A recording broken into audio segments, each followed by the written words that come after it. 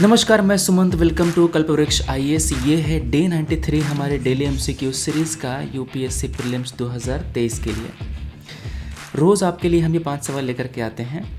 चलिए, जो पहला सवाल है वो देखते हैं हम लोग। पहला सवाल है प्रस्तावना के बारे में, प्रियम्बल के बारे में। कह रहा है कि इनमें से कौन से शब्द हमारे प्रियम्बल से मिसिंग हैं, उसमें प्रेजेंट नहीं हैं। Faith, belief, cultural, women, worship. आपको पता है कि वर्शिप हमारे प्रियम्बल में है, इसीलिए ये मिसिंग नहीं है। ठीक है, फेथ भी है, बिलीफ भी है। ठीक है ना। तो जहाँ जहाँ 1, 2 एंड 5 आएगा, जहाँ जहाँ 1, 2 एंड 5 आएगा उसको हम एलिमिनेट कर देंगे, क्योंकि फेथ, बिलीफ और वर्शिप तीनों प्रियम्बल में है। तो 1, 2 ये ख़त्म हो गया। क्या आंसर आ गया? सी, 3 एंड 4 ओनली। कल्चरल और वुमेन ये दोनों वर्ड हमारे प्रियम्बल में नहीं हैं। ठीक है ना। प्रियम्बल देखो, we the people of India having solemnly resolved to constitute India into sovereign, socialist, secular, democratic republic and to secure to all its citizen justice, जो होगा सोशल, इकोनॉमिक एंड पॉलिटिकल। मतलब social justice, economic justice, political justice. ठीक है ना। सोचने का, express करने का, अपनी बिलीफ को फॉलो करने का, फेथ को फॉलो करने का, पूजा पाठ का, इन सब का आपको लिबर्टी रहेगा। तो बिलीफ, फेथ एंड वर्शिप तीनों के तीनों प्रियम्बल में लिखे गए हैं। ठीक है। स्टेटस और अपॉर्चुनिटी, इसकी इक्वलिटी इंश्योर करी जाएगी और सब में भाईचारा प्रमोट किया जाएगा, भाईचारा बढ़ाया जाएगा। ठीक है। तो ये सब मेन की टर्म्स हैं हमारे प्रियम्बल के, और इस पर सवाल पूछता रहता है यूपीएससी प्रियम्बल पे। क्या आंसर आ गया? 3 and 4 only is the correct answer. Preamble में कई सारी बातें और दी गई हैं कि प्रियम्बल को पावर कहाँ से मिलता है, कब इसको कॉन्स्टिट्यूशन को कब अडॉप्ट किया गया। ठीक है ना, ये सब बातें।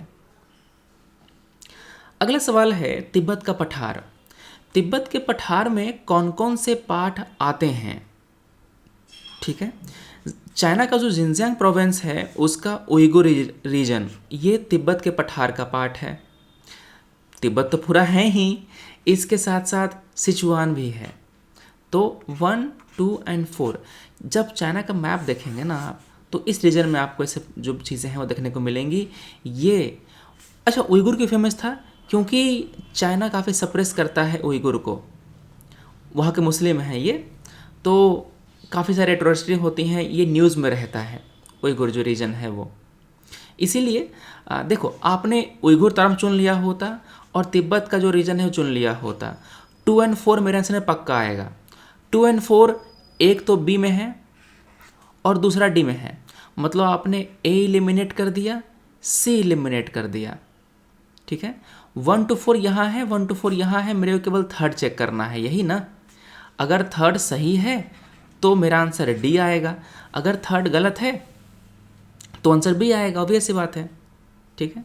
तो जो क्विंगाई है, क्विंगाई तिब्बत के पठार का पार्ट है, that's why D will be the correct answer. हाँ, अब ये आपको एग्ज़ाम हॉल में याद रहेगा कि नहीं रहेगा ये मुश्किल बात है, मगर आपको इतना रिस्क लेना पड़ेगा। अगर आपने 2 ऑप्शन एलिमिनेट कर दिया है तो सवाल छोड़ के नहीं आना है।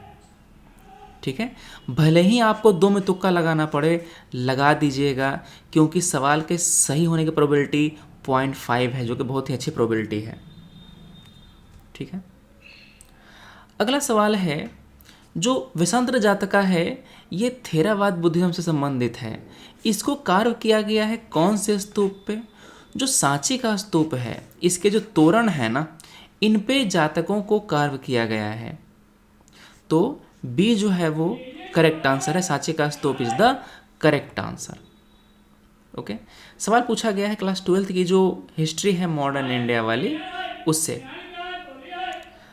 अगला सवाल है UN convention to combat desertification, ये कन्वेंशन इकलौता कन्वेंशन है जो लैंड को अपग्रेड करने के लिए है, जो डिसर्टिफिकेशन को रोकने के लिए है, और वो लीगली बाइंडिंग है। क्या है? लीगली बाइंडिंग है। इसीलिए सेकंड तो सही हो गया। ठीक है। 1992 का जो अर्थ समिट है ना, इसके 3 आउटकम थे मेन। एक तो यूएनएफसीसी था, ठीक है ना, एक आपका ये यूएन कन्वेंशन टू कम्बैट डिसर्टिफिकेशन था। तो yes, it was the outcome of UN 1992 earth summit. A is the मतलब ए आपका मतलब 1 आपका करेक्ट है। अब 1 और 2 ए में भी है और डी में भी है, मेरे को थर्ड चेक करना है ना। ठीक है। तो कन्वेंशन जो कन्वेंशन है, इसका 2021 का समिट इंडिया में हुआ था। इसका समिट 19 का समिट इंडिया में हुआ था। जो 2022 का समिट है वो कोट डिवोire में हुआ है। तो पहले इसका प्रेसिडेंशियलशिप इंडिया के पास था, अभी नहीं है।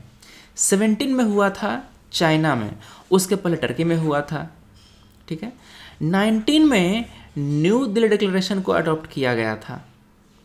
ठीक है। तो अगर सवाल पूछता है यूपीएससी कि जो न्यू दिल्ली डिक्लेरेशन है ये संबंधित है किससे? यूएन कन्वेंशन टू कम्बैट डिसर्टिफिकेशन से, और ये बात करता है लैंड में इन्वेस्ट करने का, ठीक है ना, इसको अपग्रेड करने का। तो आपका जो तीसरा है ये तो गलत हो गया। करेंटली इंडिया के पास नहीं है प्रेसिडेंटशिप, तो आंसर हो गया 1 और 2।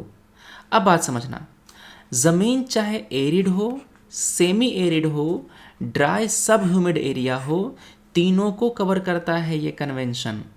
तो ए 1 और 2 will be the correct answer. अगला सवाल है, ग्लोबल इन्वायरमेंट आउटलुक रिपोर्ट ये कौन रिलीज करता है? Global environment outlook report release करता है यूएनईपी। क्या आंसर हो गया? सी। यूएन इन्वायरमेंट प्रोग्राम जो है वो रिलीज करता है ग्लोबल इन्वायरमेंट आउटलुक रिपोर्ट। इस रिपोर्ट में गवर्नमेंट को, लोकल एजेंसीज को, जो बिजनेसेस हैं, सिटीज़न हैं, इन सबको इन्फॉर्मेशन देगा, इन सबको गाइड करेगा कि 2050 तक सस्टेनेबल वर्ल्ड कैसे लाया जाए, कैसे इंश्योर किया जाए। तो C will be the correct answer. ठीक है। तो ये थे हमारे आज के 5 सवाल। हम लोग मिलते हैं कल अपने अगले वीडियो में। Thanks for watching, take care, जय हिंद।